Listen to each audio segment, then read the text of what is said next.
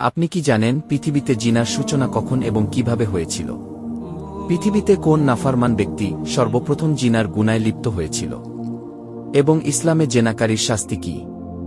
জানতে হলে ভিডিওটি শেষ পর্যন্ত দেখতে থাকুন।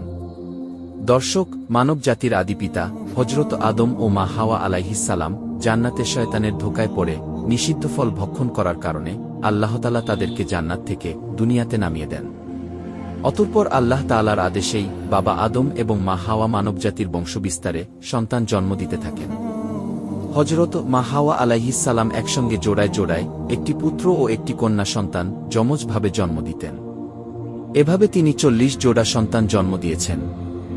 তৎকালীন আল্লাহর বিধান অনুযায়ী প্রথমবারের পুত্রের সাথে দ্বিতীয়বারের কন্যা এবং দ্বিতীয়বারের পুত্রের সাথে প্রথমবারের কন্যার বিবাহ হতো। তখনকার শরিয়াত অনুযায়ী এইরূপ বিবাহ দরকার ছিল, কারণ তখন হযরত আদম এবং মা হাওয়া ছাড়া পৃথিবীতে আর কোনো মানবী ছিল না। তাদের পুত্র ও কন্যা সকলেই ভাইবোন, কাজেই ভাইবোনদের মধ্যে বিবাহ না হলে তারা সকলেই অবিবাহিত থেকে যেত, ফলে পৃথিবীতে আর বংশবৃদ্ধি হতো না। তাই বাবা আদম ও মা হাওয়া আলাইহিসসালামের প্রথম ২ জোড়া সন্তান যথা হাবিল ও লিউজা এবং কাবিল ও আকলিমা ভূমিষ্ঠ হল। শরিয়াত অনুযায়ী প্রথম তরফার ছেলে হাবিলের সাথে দ্বিতীয় তরফার মেয়ে আকলিমার বিয়ে, এবং দ্বিতীয় তরফার ছেলে কাবিলের সাথে প্রথম তরফার মেয়ে লিউজার বিবাহ স্থির হল। কাবিলের যমজ বোন আকলিমা ছিল হাবিলের যমজ বোন লিউজার অপেক্ষা অনেক সুন্দরী।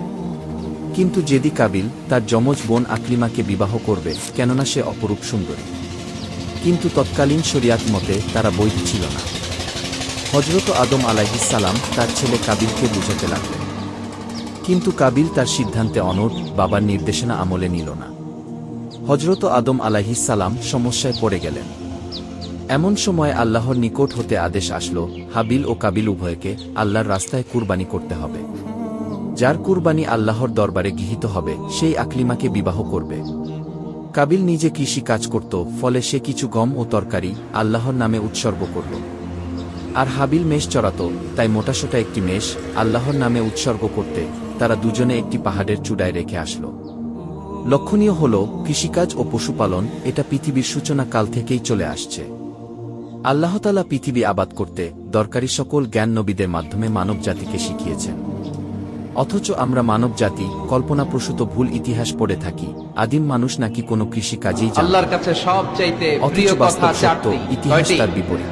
সবাই বলেন কয়টি? হাবিল ও কাবিল দুজনের কুরবানি পাহাড়ে জমা রাখা হলো। 2 হচ্ছে আলহামদুলিল্লাহ, অনুযায়ী 3 হচ্ছে লা ইলাহা ইল্লাল্লাহ, যার কুরবানি 4 হচ্ছে আল্লাহু আকবার, তার কুরবানি কবুল বলে বিবেচিত হতো। আর যার কুরবানি অলৌকিক অগ্নিশিখা পুড়িয়ে ছাই করে দিত না, সেটা কবুল নয় বলে বিবেচিত হতো। নিয়ম অনুযায়ী একটি অগ্নিশিখা এসে হাবিলের মেষটি পুড়িয়ে দিয়ে গেল, আর কাবিলের গম ও তরকারি যথারীতি পড়ে রইল। কাজেই হাবিল আকলিমাকে বিবাহ করবে